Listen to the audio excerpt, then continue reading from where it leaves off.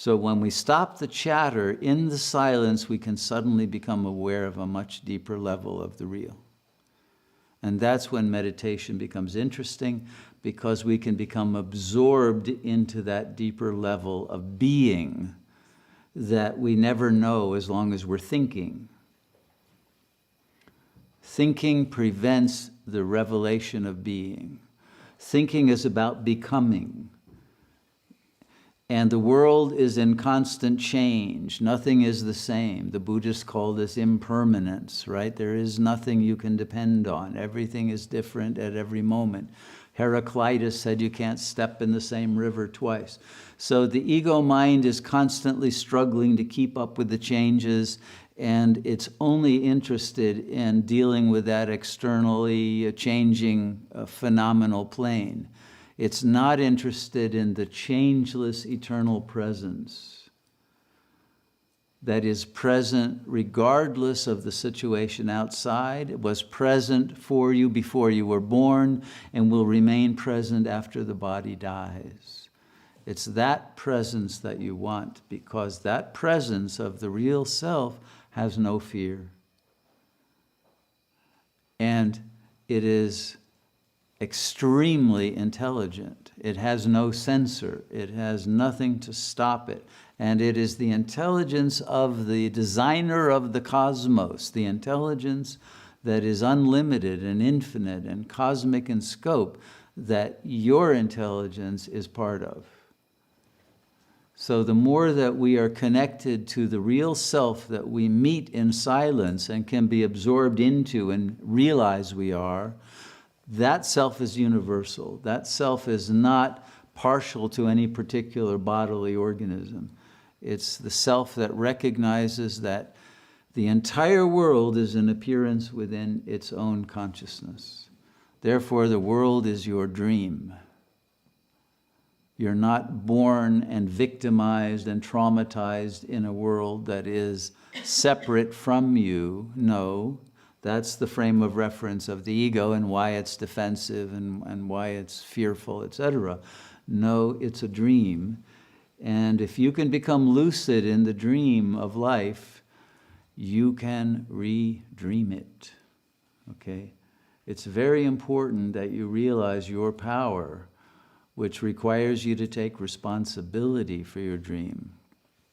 That means you have to stop blaming other people for why you're unhappy, and blaming the situations you were in, or the government, or the society, or whatever. Once you recognize the power you have to redream at least your aspect of the world, that which you encounter on a daily basis, you will discover that you can dream a beautiful world no matter where you are. And each of us is in our own private world. Even though we share a collective, each of us lives in our own individual, unique, private world. But that private world is a world that is usually disconnected from the intelligence of the real self. If we can connect it, then the private world with all of its troubles gets washed away, and the cosmic world, the infinite world that is the world of unchanging consciousness, is able to be transmitted into this world, this plane, and bring its beauty and its goodness and its truth into it. So life becomes very different.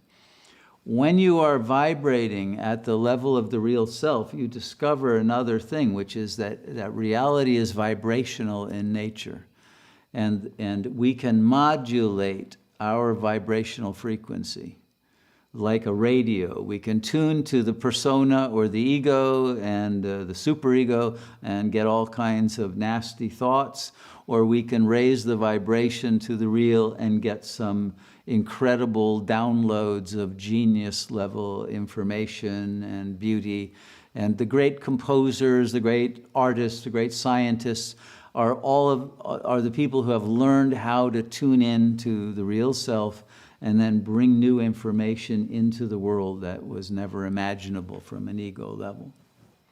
Today the world is exhausted. Even technology is done. We're basically at the end because there's no one downloading from that anymore.